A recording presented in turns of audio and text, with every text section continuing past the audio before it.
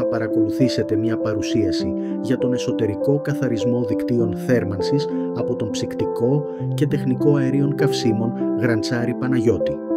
Ποιο είναι πραγματικά το ζητούμενο για κάθε δίκτυο θέρμανσης, είτε καλοριφέρ είτε ενδοδαπέδιο?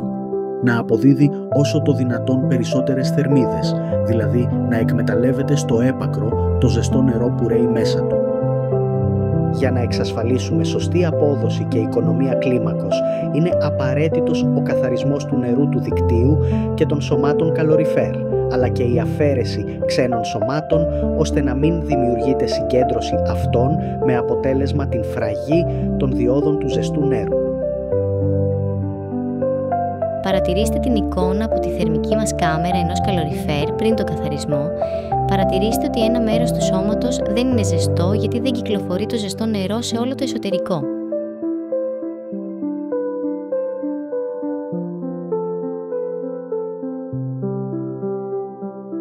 Αντίθετα στην εικόνα της θερμικής κάμερας μετά τον καθαρισμό, όλο το σώμα καλοριφέρ αλλά και όλο το μήκος της ενδοδαπέδιας θέρμανσης είναι ζεστό και διανέμει την θερμότητα στον χώρο πολύ πιο αποτελεσματικά. Έχει υπολογιστεί οικονομία της τάξεως του 20%.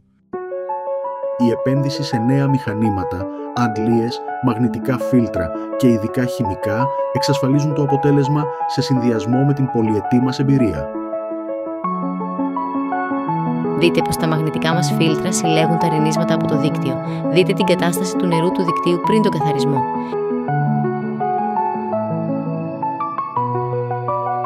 Η διαδικασία καθαρισμού των καλοριφέρ είναι απλή και ολοκληρώνεται σε 4 βήματα.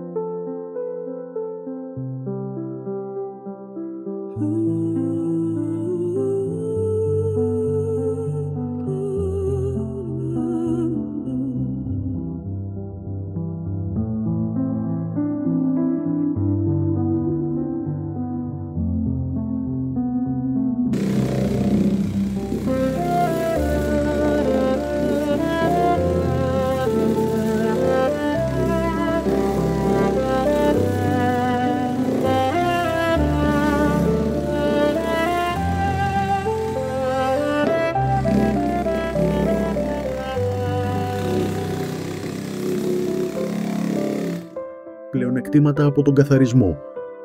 1. Οικονομία στην κατανάλωση αερίου, πετρελαίου, ρεύματος. Με την χρήση αντιδιαβρωτικού παρατηρείται λιγότερη σκουριά στα σώματα, γρηγορότερη θέρμανση του χώρου και καλύτερη λειτουργία των ζεστών νερών χρήσης. Μεγαλύτερη διάρκεια του συστήματος στο χρόνο, προστασία επένδυσης. Ελαχιστοποίηση των βλαβών λόγω της κακής ποιότητας του νερού.